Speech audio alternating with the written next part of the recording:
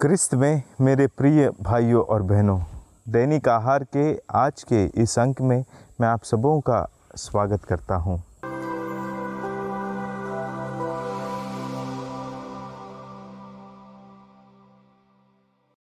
मेरे प्रिय भाइयों और बहनों, हमारी रोज़मर्रा की ज़िंदगी में बिल्ली एक ऐसी शातिर प्राणी है जो अपनी गलतियों को कुछ इस तरीके से छुपाती है जिसे हम कभी पकड़ नहीं पाते। उदाहरण के लिए रसोई घर में रखा हुआ दूध ले लीजिए। वो इस तरीके से दूध को पीकर भाग जाती है कि हम उसे पकड़ भी नहीं पाते और सोचते रहते हैं कि दूध कहाँ चला गया। मेरे प्रिय भाई और बहनों, क्या हमारे जीवन में भी कभी कभी ऐसे पल नहीं आते जब हम भले कार्य करते हैं तो ढिंढोरा पीटते हैं कि मैंने भला कार्य किया, जैसे सुसमाचार में फरीसियों के विषय में प्रभु कहते हैं।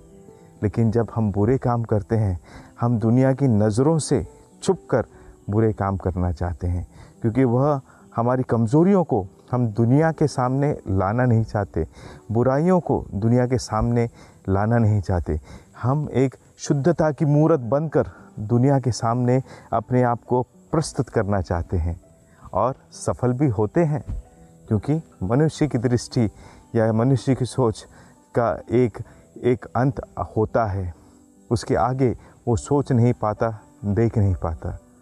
लेकिन आज का सुसमाचार यह कहता है कि ऐसा कुछ भी नहीं, ऐसा कुछ भी गुप्त नहीं जो प्रकाश में नहीं लाया जाएगा, और ऐसा कुछ भी छुपा हुआ नहीं जो प्रकट नहीं किया जाएगा। इसका तात्पर्य यह है कि हम दुनिया से तो सब कुछ छुपा सकते हैं, अपनी बुराइयों को, अपने पापों को, अपनी कमज़ोरियों को, अपनी बुरी आदतों को, लेकिन क्या प्रभु से हम इन्हें छुपा सकते हैं? नहीं मेरे प्रिय भाई बहनों।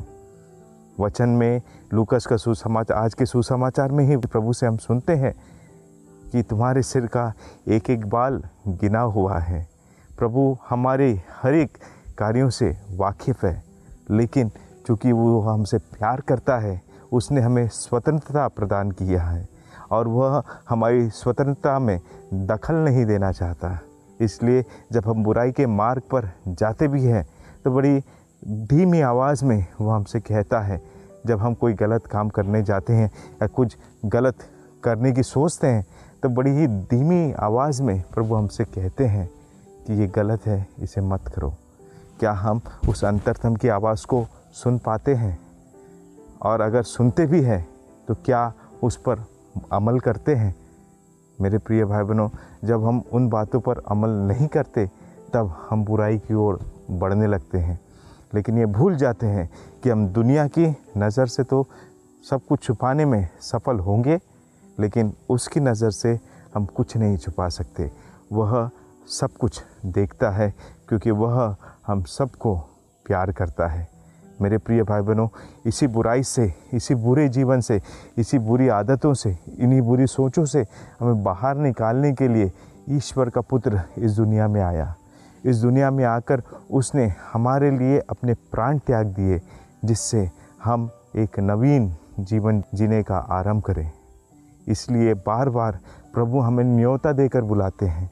ईसायास नबी का ग्रंथ अध्याय 1 पद संख्या 18 में वचन कहता है कि अगर तुम्हारे पाप कितने भी बुरे क्यों ना हो, मेरे पास आ जाओ, मैं तुम्हारे हृदयों को शुद्ध कर कर तुम्हें अपनाऊंगा। मेरे प्रिय भाई बहनों, जब प्रभु हमें इतने सारे मौके दुनिया में देता है, हर एक बार हमारी गलतियों पर पर्दा डालकर फिर एक बार हमें गले लगाने को तैयार है, तो क्या हम हमारे इस प्रभु को अपनाने को तैयार हैं? अगर नहीं है तो एक और वाक्य वचन में हमसे यह कहा गया है कि उससे नहीं डरो जो केवल शरीर को नष्ट कर सकते हैं, लेकिन उससे डरो जो शरीर और आत्मा दोनों को नरक की अग्नि में नष्ट कर सकता है। मेरे प्रिय भाई बहनों, ये वाक्य हमें डराने के लिए बोला नहीं गया।